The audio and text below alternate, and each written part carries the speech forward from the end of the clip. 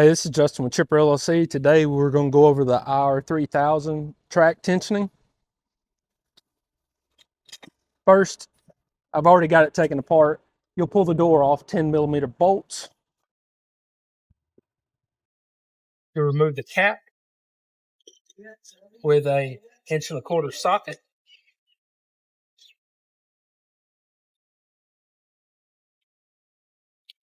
Remove the one-way valve with a 1" socket. Tighten your track up. You want about 3/8 of an inch of sag.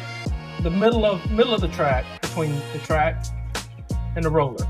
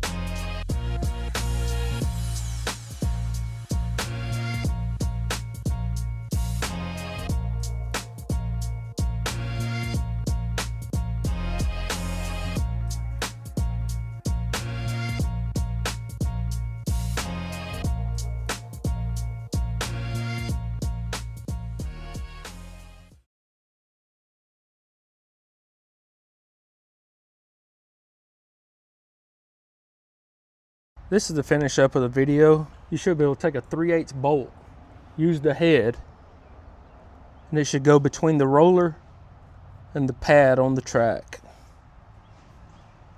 with just a little bit of friction between the bottom of the track and the roller.